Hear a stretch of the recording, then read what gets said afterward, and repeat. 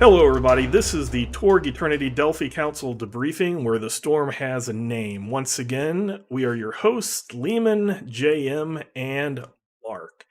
Before we get into our topic of today, which is Core Earth, I did have a couple of announcements like I promised you last week. So the first announcement is just a continuation of take a look at our tribal adventures on myminifactory.com. So that is myminifactory, one word.com. Look for the Ulysses Spiel tribe. Join the Torg subscription there, and for $5 a month, you get about 8 STL files to make some really cool and detailed miniatures, as well as you get to support these two guys on my right and left here, JM and Mark, who are the authors of all of the releases so far of the tribal adventures. So show your support to our other hosts and join the tribe. So the next announcement I have is for the next crowdfunding, what it is going to entail. So in the next crowdfunding, we will be shifting focus from year 1 to year 2. So it's kind of a bridge. We'll have the bridge adventure called Fractures of Shadow and Light, which takes place at the end of year 1 and the beginning of year 2. As well as that, we will have a Torg 1.5, which we've been talking about for quite a while. We've been hoping, and we have got it into production currently. That is a clarification, ironing out of wrinkles. Basically, we've had 5 years of Torg Eternity, 7 source books as well as the core rules, lots of PDFs, rules scattered all over the place, and when things stack on top of each other and this perk interacts with this other perk, there's some wonkiness that goes along with it. And I've spent a lot of time on Discord recently answering questions, and a lot of these, just through ironing out the wrinkles, will get that done. So for our Torg 1.5, it's going to be broken up into 4 books. We will have the Storm Knight's Guide to the Possibility Wars. The purpose of that book, the goal of that book, is to have a player be able to take that book and make a complete, well-rounded Storm Knight, and to be able to understand the different type of Storm Knights from the different realities.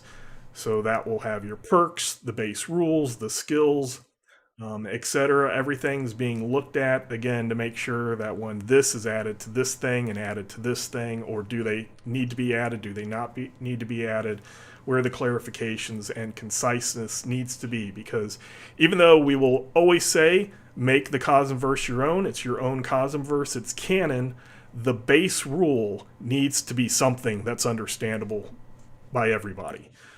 So we want that with the Storm Knight's Guide to the Possibility Wars. Then we will also have a High Lord's Guide to the Infiniverse, which is for our game masters. We want to give a lot of tips and tricks and advice and ways that you can make the game better for your group, and how to tailor your Cosmverse for your group. So that's what the goal of that book is to give the game master lots of tools and ideas to make their game the best that they can make it for their table. Then we will have a Realities of the Cosmverse, and that will be a one book that will go over Core Earth as well as the 7 main invading realities, and kind of give descriptions. What's the like what we're talking about on these podcasts? What's the difference between the mixed zones, the pure zones, the dominant zones? How do they look? How do they change? Where does a pure cosm from another realm, another dimension, as you might say, suppresses Core Earth stuff? Do the Core Earth myths come to life? Is that in mixed zones? Is that in dominant? That will explain how those zones can be different, and how you as a game master can tell the story that fits the zone and how to show that these zones can be different and have different experiences in the different zones, as well as if you're a player, you can read it and you can understand the cosm, the original source of that reality. So if you're an elf from Isle, then you will know what the world, the cosm was like back on the home cosm. And then we'll have a Threats of the High Lords. So a book that will have very cool and core threats, as well just a lot of stuff that will be useful for the game master. And one of the things that I spent a few weeks on and I just distributed to these guys to start making some cool threats is a streamlined and more game master friendly threat template.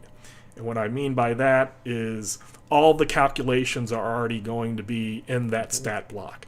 So when you see that stat block, if it's a very large dragon, that very large is already added to its defenses or subtracted because it's easier to hit. All of those little calculations, adding to shock, adding to damage, adding to defensive, adding to attacks, are going to be clear, concise. All of it's going to be already calculated, so the game master can just grab those and go, as well as we will have an overlay system. So if you want a cybernetic dragon or a cyber papal dragon, you can take a cybernetic overlay, put that on the stat block of the dragon, and now you have a cybernetic dragon. We'll also include with that a kind of like a blank character sheet. We'll have a blank template for game masters to either make their own, or when they're doing those combinations of the base stat block with the overlays, they'll be able to use that template to put all their math there, have everything calculated and ready to go when they use them, as well as things, all the special abilities will be put in the places where they belong. So things like fear and stuff that start at the beginning, sometimes they get lost in a whole big list. Mm-hmm. We'll put that right at the beginning, right above attacks. It'll say start of combat, boom, boom, boom. So you know to do this, you know to do this, you know to do this. Then you start your combat and everything will be placed where they want. So we're pretty excited with this. We are getting into world year 2. We have a lot of that done. So the next crowdfunder after this will be the main war fronts that I've talked about. So that is not going away. But to be completely open and transparent, we felt that this rules clarification wave, this crowdfunding, was more important for the simple fact is I don't want to get you 1 or 2 parts to a series of adventures and then change the layout and have perks that have adjustments and stuff like that. That would be bad for us to do to you, our fans, game masters and players, by changing the system midway. So that's why we've decided to do it this way. We're really excited for it. And now let's talk about Core Earth, the Earth that's being invaded by all of these crazy realities. So last time we did Orosh, this time we are doing Core Earth. So home. Yes, home for most of the Storm Knights. So like we did previously, we'll start off with axioms and then head into world laws and then talk about some interesting things that we think about Core Earth. So the first, we have axioms. So just to state them, magic is 9. Which isn't very great, but it allows some magic. Social is 23. Spirit is 10. And tech is 23. Spirit is also not great, but it allows some miracles and things like that. So, JM, let's do your thoughts on the various axioms. One or multiples. You know what? For me, I like that the social and the tech axiom are where they're at. I feel like that is a pretty well dialed in to where I like to put my Core Earth. I like the little bit of psychic weirdness and randomness in there. As you pointed out, magic and spirit are low, but they're not so low that, an ancient ritual, if you will, or some cult that got their hands on a book bound in human flesh that, there are not, while they may be rare and far between, they're still there. We had a lot of strangeness in this core Earth. So yeah, I think it leans into, it's unique in the way that the axioms are split up, which is good because you don't want core Earth to just kind of be the vanilla that everyone's trying to get away from. Like there's enough going on in core Earth that I've had several Storm Knights who found cool things to be in core Earth because of how it was set up. Yeah, I have to. Mark. So there's an often overlooked perk called Axiom increase that I like. Mhm. I like to apply to a core Earth character on occasion, but specifically to Magic, because Magic is 1 point for core Earth. Magic is 1 point short of being, actually useful to a core Earth character, Storm Knight. And if you take that Axiom increase and you're willing to sacrifice, and I would do it at character creation because those perks are free.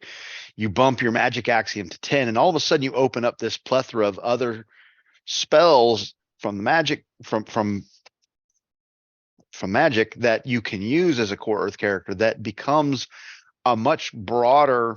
It's a different flavor than I'm from core Earth. Wait a minute, you just did enhance. You can't do that. I can. Yeah. Well, then you can work in a backstory that you're from, Santeria down in on the Panhandle somewhere, or something that's fun that becomes something different. Leadership is one that I tend to like to lean into with a core Earth. I've got a beta character in Torganized Play that I like, Jack Preston, who is a core Earther, but he's the whole let's use a social axiom and the rest of it, and he doesn't wade into combat because he can't. But that's where I like the Magic and the Spirit axioms, because it reflects a lot about what's going on here. But there's an interesting parallel for core Earth, and I didn't catch it until I was doing my notes for this podcast. If you notice all of the axioms for core Earth, every time core Earth is lower than or higher than, or it's always Pan Pacifica and Tharcold. And so there's this nice little triumvirate of these three where Pan Pacific and Tharcold are always higher than or lower than core Earth, and I don't know what I think about that yet, because like I said, I just found that when I was doing my notes for this. I'm like, there's something here. I don't know what it is yet. Yeah, core Earth is with especially with the social and tech are just a point or two under the higher ones, so it's easy for them to, like you said with Magic, to open up the abilities out there, whether it's psychic powers or magic spells, and with the tech, just to get a better weapon out there. Also, in my mentality, Tech 23 is always just what's happening now. Yeah. Because back in original Torg, it was Tech 23 in 1990. And when we were playing for 10 years and it got to be 2000 and the internet got a little more advanced, we had a retcon, which was just, okay, Tech 23's now.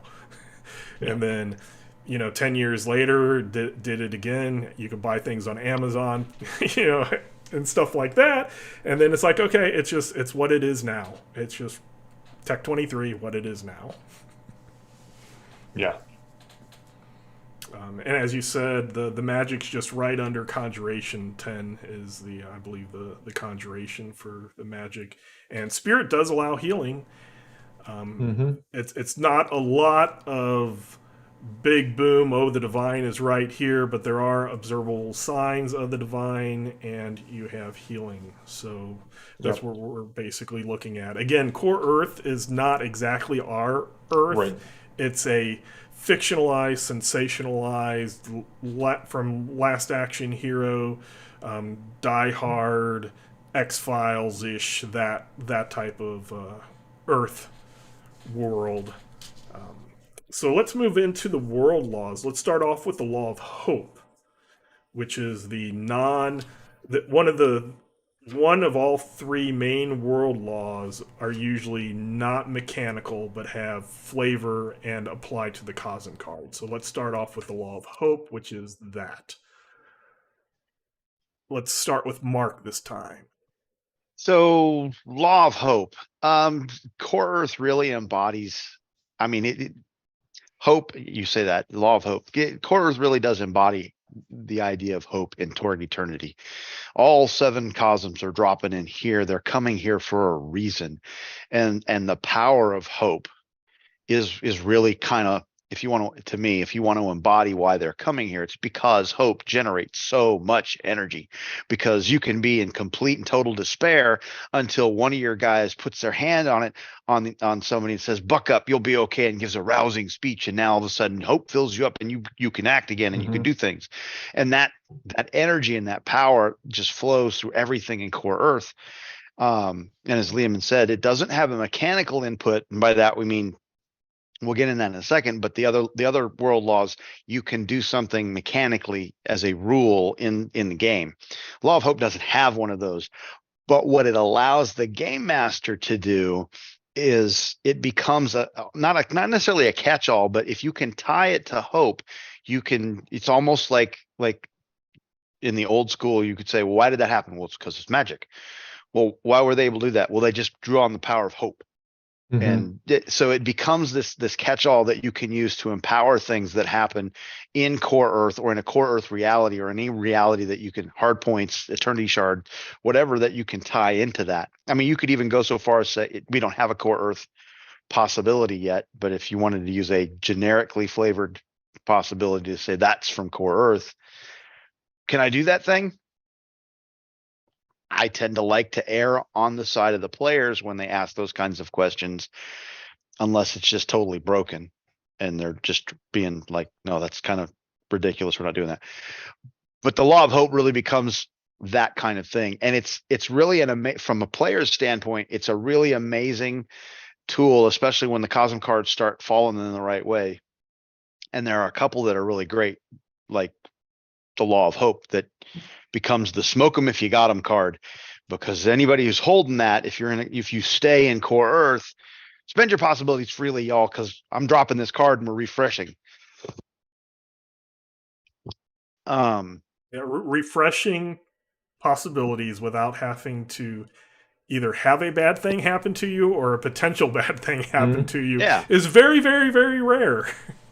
Well, so don't spend it before you drop before you walk out of your Core Earth Cosm and end it up in a Aurora Dominant, and they say, okay, we're going to swap these out. Yeah. So JM. I pulled out my Cosm cards because I love, well, there's not a bulleted mechanical benefit. The Cosm cards really lean into this law of hope. And when you look through them, it's not just get the possibilities, right? Lucky break, negate all wounds from a single attack, right? There's this, as Mark said, it's not luck, it's hope. And it comes back to, for me, kind of that idea that Core Earth operates under the action movie law. And so it's not governed by physics as we understand it. It's governed by, we want to see the hero walk over broken glass and blow out his eardrum and walk up bleeding to the bad guy and then pull the gun out from nowhere and save Holly. Like that's the rules that we have. And that's the law of hope, is that the players playing the game have the hope in Core Earth that it's all going to work out in the end, because that's the way things work out in the end on Core Earth. And one of the things I wanted to add to that was that Core Earth, unlike the invading realities, and even though it's the source of the Cosm of Earth, most places, even though they're not bound by stele, most places are considered dominant zones on core Earth. And that's because core Earth, unlike the other realities that are really hard coded into their axioms and world laws, there's the idea of fiction and the idea of possibilities that don't truly exist. Mm-hmm. And that allows the people on core Earth to accept a little bit more understanding of all these reality stuff going on. At first, you're like screaming, but once the screaming stops, you kind of start trying to wrap your head around it. And instead of just beating it against the wall, saying, no, this can't exist, it can't exist, no, you try to start figuring out. And with that law of hope, it's the opposite or the counterpoint to what we were talking last time with the Rorsch Mm-hmm. and the weaponized storytelling. This is where the good aspect of storytelling comes to being. This is where you tell your story of the desperate hero that is victorious in the end. You spread those, you have and spread the stories of the glory events so that you can rip out those steles. That's what makes core Earth both so plentiful in possibility energy that that the High Lords want to invade it, but also why it's going to take at least 7 of them to do it, when normally one High Lord just rampages over a cosm. Right. And the way that everything's set up, the law of hope, even though it doesn't have that mechanic, that is the big reason behind. Saying there's an underlying law of imagination. Yes, yes. Maybe a minor world law. There we go. And that's how new mechanics are born. So let's move on to the law of glory. And I know Mark has been chomping at the bits all day to do this one. So let's go to the law of glory. You hitting me again? Yep. Okay. So the law of glory. In core Earth, you've got, in Torg Eternity, we've got this mechanic called glory, right? If you roll high enough on your test, you get a high enough number, we have levels of success. You have succeeded gloriously. You begin to tell stories about it, which also has a mechanic. In core Earth, we have a world law called the law of glory, and it has a mechanical effect.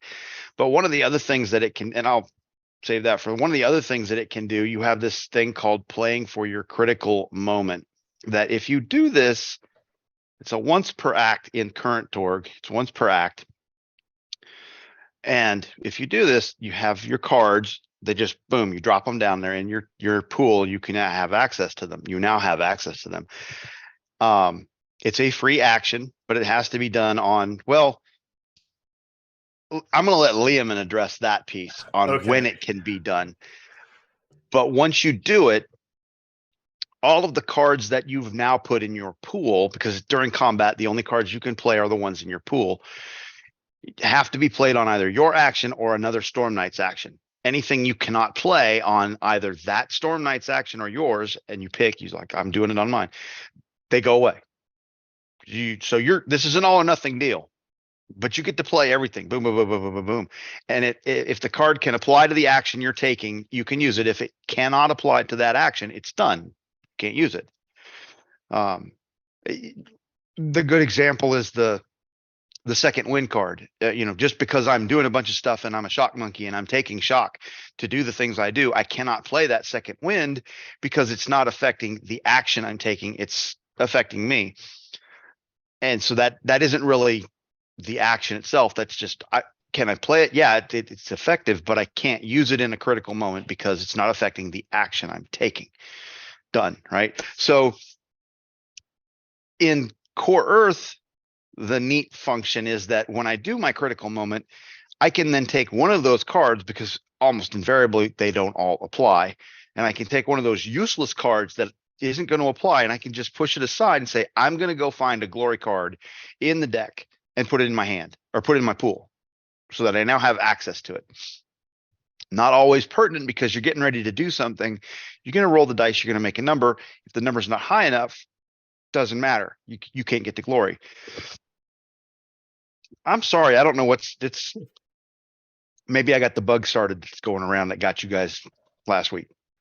At any rate, do I want to get into why I'm letting you manage the when you can thing, or do you want to do that?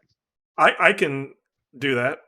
Well, okay, so there's a question about when this is applicable because the rules say that it's a free action and can be done at any time.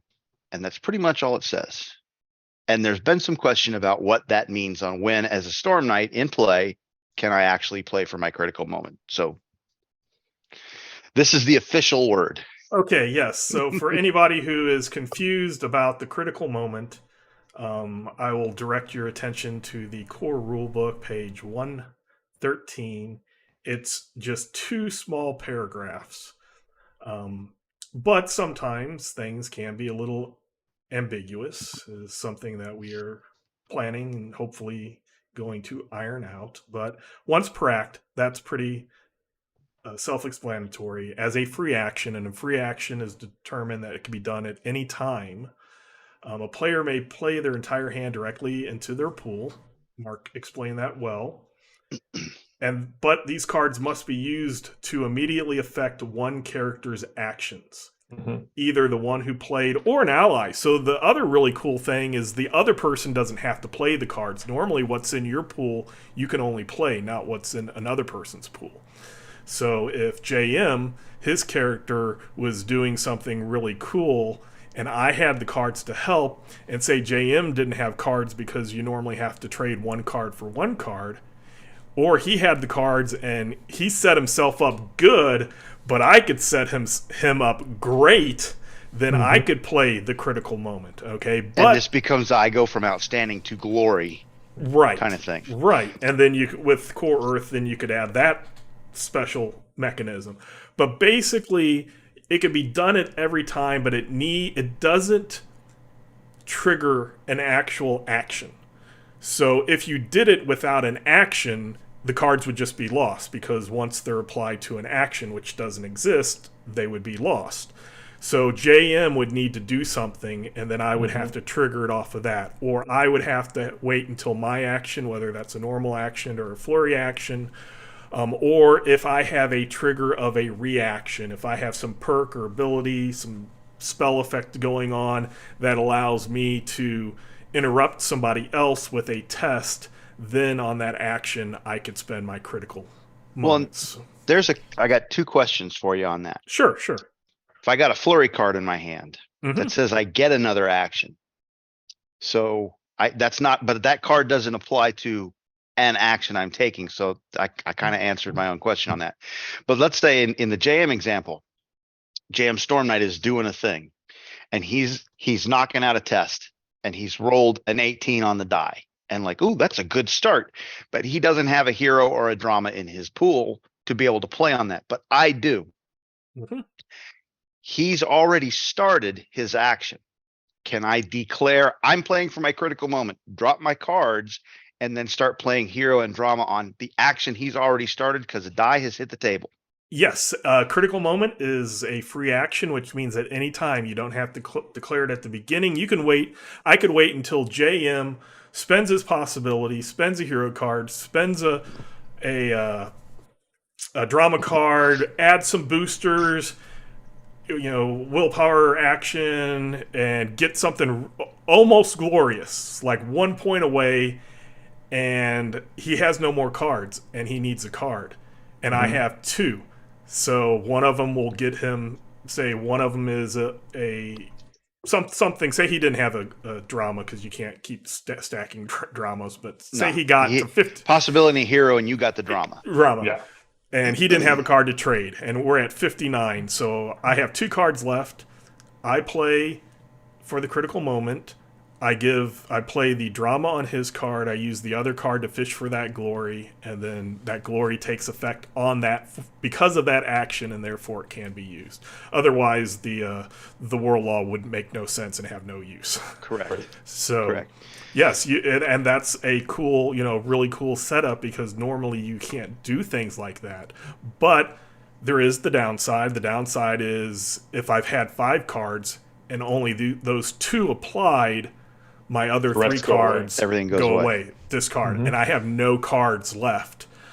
So I'm not getting help unless somebody critical moments for me on my action. So to be clear, playing for the critical moment is not a core Earth thing. That's a function in Torg Eternity. Period. Anywhere you go, the swapping out of the glory card during your critical moment is a function of the law of glory. That is a core Earth function. So you have to be in a mixed zone, or a mixed zone with core Earth, or a core Earth dominant or core Earth pure in order for it to happen. You can't just be, I'm a core Earth Storm Knight in a Rorsch.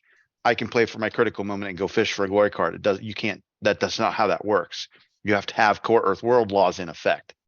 Right. And even though playing for the critical moment is not specifically core Earth, we need to clarify that because the mechanic alters the critical moment. Right. So, yeah, that's a great thing. Critical moment is one of the most under or not used. I was just going to say that thing. It's forgotten. I forget it all the time. I used it once in the very first Torg Eternity game that I played online. And it is one that you forget, and it's also kind of one of those of like, oh, maybe I'll want to save it, and then you never end up using it. But having this conversation, hopefully this will open the door and more people will be able to think about using it in that. So yes, the law of glory, the mechanic is fishing for that glory card in the drama deck, so you or somebody else can play on an action, make sure that it's a glory, and make sure that it's a glory, not just a 60 or higher roll, which is the requirement for a glory, because we didn't specify that earlier. So let's move on to the law of the underdog, and we'll move over to JM for this. So this is that law, again, going back to our action movie cinematic mindset, that says one guy can take on a skyscraper full of terrorists, and 5 people, it doesn't matter how many men are in the army, these ragtag group of heroes have a chance. And so the world, the reality loves an underdog. And so essentially, if you are outnumbered or at a severe disadvantage, that's really more the GM's call, you get to put 1 card in play at the start of combat, because the laws of the world favor the underdog. Now, I have used this, I've bent this rule, this world law, several times against the players when they are clearly ganging up on something. And, well, I'm sorry, you're not the underdog here. This guy's the underdog. We're 5 Storm Knights and there's 6 Shock Troopers. So what do you draw? How do you do that? See, how do you do that in favor of the threat that doesn't get cards? Do you just draw a card and use it? No, I gave him an up for the round. Oh, okay. Yeah. So, and then, if you have situational awareness, which is another great perk, I ruled that it allows you to get 2 cards in play. Suddenly, now the momentum of the whole fight has shifted, because while you are still in the first round of combat, the destiny cards really help the momentum of the fight shift in the favor of the players the longer the combat goes on. And so to be able to start with a card in your pool, you're basically starting on the first foot on the second round of combat, which is, I love mechanics like that. I run a lot of 13th Age, and so anytime that the players get to start with the escalation dice at higher, they realize, that something is in our favor, because this is something we normally have to look forward to or slog through to get to this point. So Mark, your thoughts? Destiny cards really are a game changer. Mhm. If you haven't, as a player, if you haven't considered support characters that take on the leadership perks that manipulate the deck and do things to get cards out, not even in your pool, in other people's pools, it's a game changer, especially when you figure out that this is a cooperative, because some players don't do the whole player thing with, we're cooperating as a team, which is, it's a team sport, right? But some folks are kind of, these are my cards, Mhm. right? And these are for my Storm Knight. Well, when you get to the point where it's more of a our cards, especially in Core Earth, Mhm. and I won't name names, but there's a organized play player who's really good about asking the question and fishing for it frequently. Like, are we outnumbered? Yes, you are. You may play a card in your pool, and it really is a game. You're sitting there going, there's a lot of guys on the board. We're going to get Mhm. killed until we're out. Oh, wait a minute, we're outnumbered. This drama card, I just added a possibility right out the gate. Yeah. And I would say that I have in my Tuesday night game, Restart, who has played in a lot of my online Torg games. He is a master at trading cards, seeing what everyone else has, playing the meta card game, because it really is a shared resource. And once you Yeah. start looking at that, as you said last week, I believe, Lehman, you said it last week, that Torg encourages metagaming, especially with the use of the Destiny cards and the transparency. Like, once you realize, no, this is a resource that we share, that ups the tactical advantage of the cards. So if you don't want to play that way, that's fine. But if you really want to get into the nitty gritty of Torg, like, this is where the sausage is made. And you could, Torg rules as written encourages the metagaming level. Mm-hmm. It's unusual as a role-playing game for that reason. I mean, it's also got cards that other role-playing games don't have, resources like cards. Quite frequently when we do the card thing and everybody gets at the beginning of an act, you draw a new set of new hand. People will say, okay, anybody got leadership? Mm-hmm. Anybody got a situational awareness? Okay, I have a glory. Do you want the glory or do you want the leadership card? And we start trading things around, because you can trade cards when you're Mm-hmm. not in combat, right? You can freely trade cards when you're not in combat. So getting the glory card or the leadership card into the hands of the character who's designed to get cards out early, that's like a really smart veteran player move, because I can't tell you the number of times on the stream or in online games that I've run where somebody's like, I'm sitting on 48 and it's the first round of combat on their very first test. And like, Mm-hmm. I got glory coming out. I know it. I got a hero card and a possibility. That's over 60. Who's got a glory? No cards in pools. Oh, Yeah. doggone it. And it doesn't matter if you get the glory number. If you can't play the card, you don't get the glory. And so all of a sudden that situationally aware character who's like, hey, I'm a leadership guy. I can get that in your hand. Go for it. Right. Well, we'll need to have we'll have to do an episode on the drama deck, because my absolute favorite um effect, condition, status, I'm not sure what, I forget what they're called, situation, is confused. And just to watch, so confused is the effect that says you don't get to use your cards this round.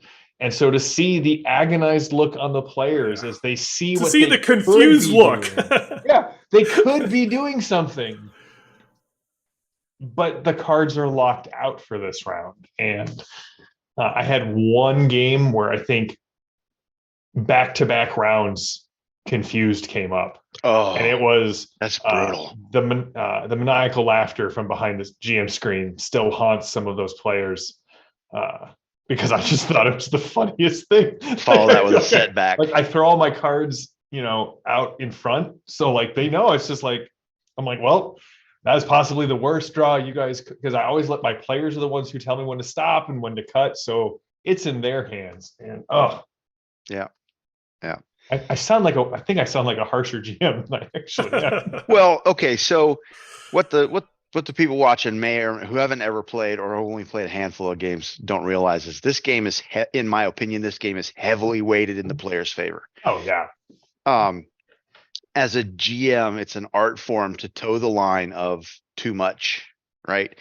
The challenge in Torg Eternity is that line can pass you at 150 miles an hour if you're not paying attention as a GM.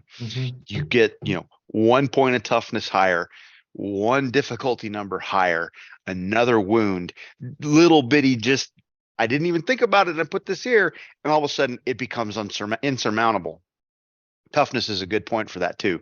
But the point is, the players can eat, especially if they're like, yeah, cards are going out and left and right. I give all my cards to this guy. This one time he gives me them back, and she's over here and she needs help, and we give, and it becomes a give and take.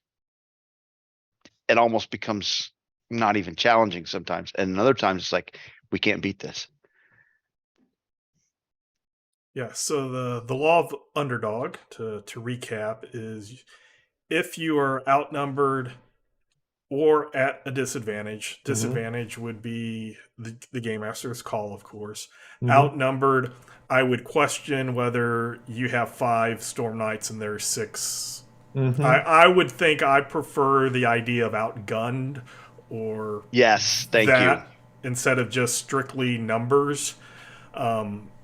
Yes, if there's 5 of us, 20 shock troopers, yes, we probably can get through them, but there's 20 of them. If it's really close and we're obviously have better equipment and stuff, then maybe not so much. But you're the underdog, you start off with a card, and as just to lock it down, every round after you as a Storm Knight finish your turn, you take a card from your hand and you put it into your pool. And only cards in pools are able to be played. Yeah. And only from your pool. When you start with a card already in your pool, you're 1 round ahead of the game. And I think, sorry. Go ahead. Oh, I was going to say, from a design perspective, it also encourages the GM to put players in situations where they are outnumbered or outgunned, because you get the shock and awe value of, there are 20 shock troopers that are coming for you. Oh, but mechanically, you still have a benefit here. It encourages us as GMs to throw another 5 guys into this fight, because again, the numbers are weighted toward the Storm Knights. It allows us to play into, again, the tropes that Core Earth is drawing on, where, again, I'll go to John Wick. How many times is he just royally outgunned and goes through a nightclub and walks out the other side okay? That's the feeling. And as opposed to just saying, hey, just throw a bunch of guys out there and, let the dice sort them out, we have a mechanic that says, yeah, but it's still going to be, the players are on a better footing than it looks like just, strictly numbers game. Yeah, anything from, like you said with John Wick, it could be Batman in a subway with a whole bunch of Joker goons. It could back in the 80s, Rambo 2, going to Vietnam and taking out just. I had that on my list. Hot Shots Part 2, where he picks up the bullets and just throws them. Expendables. Yeah. So I mean, it can really bring out those really cool action underdog wins. But not only the guns and explosions movies, but like Last Action Hero and the rest of it, but MacGyver is very Core Earth, and that is completely the other end of that. And MacGyver never used a gun. He was kind of the Batman of the 80s, right? He never used a gun. He always solved the problem with his head, and he always did it with a paper clip, an eraser, and a rubber band. Yeah. Yep. So now let's move along more general things about Core Earth. Or actually, let me. I did forget. I did want to back up. In the original Torg, Core Earth, very, very few people wanted to play from. Because, one, it started off, they didn't have world laws. And then when they finally got world laws, they weren't good world laws. And I remember thinking for a long time, well, yeah, they did. Yeah, they did. And then I realized I had invented world laws, or I had probably snagged them from somebody on the internet and used them to make them worth something. These world laws of Core Earth are really cool, and they make you want to play in Core Earth. And the aspect of the storytelling and reality perks that go along with Core Earth Storm Knights, they make Core Earth just as attractive as other realms, if not more so to individuals. And JM, you had said something about Core Earth. Sometimes you will get the least likely awesome Core Earth Storm Knight. I had a player that when he told me his concept of a Storm Knight, I almost cried. He said he wanted to be a social media influencer. And that character is so freaking awesome. Yeah. Because he records everything, he posts it up on Instagram, if they're defeating the Storm Knights. He does those glory, make sure that all the glory events are recorded. He has storytelling so that he can get those out there. He gets his group extra possibilities with the storytelling perk from those glory events, and he's really impressed me on taking a concept that I was like rolling my eyes over. Making it like really cool. And he's the kind of the face character, he's doing the thing, and it's just a really cool concept that my knee-jerk reaction was almost going, man, do you really want to ruin my game that much? That's right. I'm not saying I'll set myself on fire, but your character sheet is very flammable. How many likes can I get for setting myself on fire on Instagram? No, my very first game when I was running Torg on the Ulysses International channel, I had what did I have? I had a character from the Living Land with MC Fang, her Velociraptor, and I had a monster hunter, and I had a bard from Isle, and a pulp superhero from the Nile Empire, and was bringing in someone new, and she had never played anything but 5e. And she's like, wait, I can be someone from Earth? I'm like, well, yeah, sure, you can be someone from Earth. She's like, I want to be a survivalist from out in Maine. Like, my whole family's lived off the grid, and we've developed psychic powers because of it. I'm like, yeah, no, 100%. Like, that is done. I didn't even need to explain the game to you. Yes, we can. You already know it. Yeah, that's a little weird that came right to the top of your mind, but like, we'll roll with it. So yeah, I feel like Core Earth has, yes, I would say that now 5 years into the product life, where we have all of the Cosm books out, as game designers, we get better at designing cooler things the longer the game is out. So are the Pan Pacifica perks really awesome? Yeah, they are. But that doesn't mean that Core Earth doesn't have a lot of cool things going for it. And hopefully we'll get like a Core Earth perk Core upgrade. source I don't book. know. I mean, not a whole source book. I just I wonder who we could talk to get that in the works.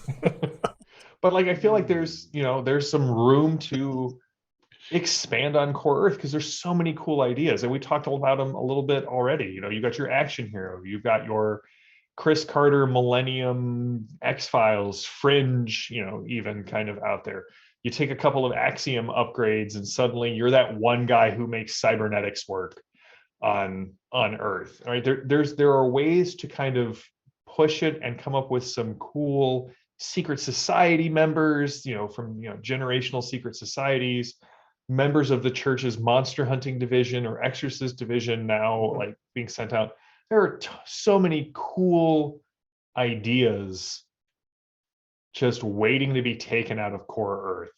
And I think, maybe part of the problem is, I don't know if it's a problem. Maybe part of a player's reaction is you look at this book and you're like, cool, all right, here's all of the perks and they're all there. Oh, but look at that book. That green book looks cool. And that gray book looks cool. I'm going to play someone for Tharkold, and they pull the book off and they just focus on what's in front of them. So see, and to dovetail into the announcements at the beginning, that's the cool thing about the Storm Knight's Guide to the Reality Wars, Possibility Wars, is that yeah, you can do that now, but you've got 8 books to go through to get it, because I started in core Earth and I want to do this thing. But what didn't I see a prowess perk out of the Living Land book? Or I wonder if I can. I'm beta tier now. I wonder if I can take that thing that's over there. What book was that in? And then when you spend your XP on the perk, and you're committed, and then you open the other book and find the thing that's absolutely perfect to what you're doing, but you've already spent your XP. And you're like, oh, doggone it. The Storm Knight's Guide is going to have all of that in one spot so that you can do all of your one-stop shop. Yes, that's what I was going to say. Don't forget, look at the other books, because prowess perks, they're everywhere. Social perks, they exist. Leadership. Leadership. Leadership's everywhere. The thing we haven't even covered, and for folks that aren't as familiar with the game, is because we haven't talked about mechanics and disconnection and all of that, is Realm Runner. And to me, one of the coolest core Earth things is the Realm Runner. When I was playing original Torg, I had one of my first characters. I wanted to have a perk from every single cosm. And that was my gig. I went to every cosm and I said, well, what am I getting out of this cosm? Torg Eternity doesn't really lend itself to that, but a Realm Runner all of a sudden has some opportunities, especially when you get beta tier and you can start taking cosm adaptation and select something else from another cosm, because you're a Realm Runner. That's your gig, right? You go into other realms and come back, and you're good at it. And that's why you're a Storm Knight, is because you know how to go in, and the Delphi Council wants you because you can do that, whereas other agents that they have that aren't Storm Knights can't. And if you disconnect or have problems, it's easier for you. You can either you ignore the first one. You ignore it. And depending on what you get after that, you can ignore it more often. And the core Earth Storm Knights are the kings and queens of reality. They're what they do. We didn't get into the specific perk categories, but we did talk about them with the Roarish when we were talking about occults and cursed perks and stuff. The core Earth is reality. They're the big reality. That's their perk tree. So core Earth has the possibility energy. People born negation. Oh my gosh! In core Earth have that thoughts of fiction, that stories and storytelling, thinking about fiction, anything that might lead to, that allows them to manipulate that possibility energy in ways that others just can't wrap their head around, because we can sometimes do stuff that we don't understand or barely understand. How'd you do that? I don't know. I just did. Yeah, pretty much so. So we will do a part 2 next time, where we dig deeper into our thoughts, tips, tricks. We'll probably get into some of the perk categories, like the reality and stuff specifically for core Earth, because it's just, we want to promote core Earth. Again, original Torg had some cool little aspects, and it was the world you're fighting for, but everything else just had the ooh shinies. And Torg Eternity does have the ooh shinies for core Earth. We do hope to make more, but it does have a good base to start off there with. So do we have closing thoughts? Play someone from core Earth. And also, don't forget your critical moment. Yes. I have had 2 that happened unprovoked in 5 years of gameplay. 2. And one of them was by Ross Watson, and the other one was by my friend Restar, who has been playing since original Torg, OTorg. all the other times it's like, well, you could play for a critical moment. um, it is a clutch mechanic that very often, as everybody is, I'll just re-echo it, right? People forget about it because you read it, you're like, oh, that's cool. And it doesn't come up enough to get stuck in your head. Put a note on your character sheet, look for critical moment, and go from there. Absolutely. And any last thoughts from you, Mark? Core Earth used to be the place everybody liked to be from. It wasn't a place that you played. And now we've talked a lot about players in Core Earth, but as a GM, and we'll get into this more, I think, because we're doing a part 2 on Core Earth. Yep. Right. We'll get into more of this in the next time. There's a lot of story potential in Core Earth. And from a player's perspective, because that's kind of what we're covering here, from a player's perspective, is a great cosm to build a Storm Knight from, because you have a lot of potential to take someone who embodies the story that is Torg Eternity. I am fighting for my home.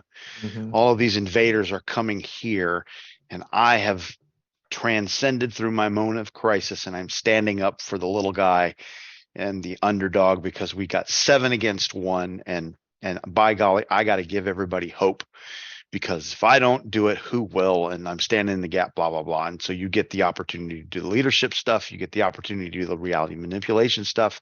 If you want to take a cop off the streets of Chicago and say this is how they transcended and became a Storm Knight, and you're running around in your police uniform with an M4 and your Glock 19 or whatever, and then start picking up others, you absolutely can do all of that stuff. And that's the great thing about Core Earth in Torg Eternity is that it's playable now. It really wasn't playable before, and you didn't want to make a setting in it. It was just, like I said, a great place to be from, and now you're a Storm Knight somewhere else because you transformed, whatever. Now it's a great place to be from, to play from. Okay, so once again, we want to thank you for listening to us ramble on about Core Earth. We'll have a part 2. We'll felt that trying to squeeze everything into one was a little too much. So until next time, we hope that you have fun in your own Cosmverse. Thanks, everybody. Bye. Bye. See ya.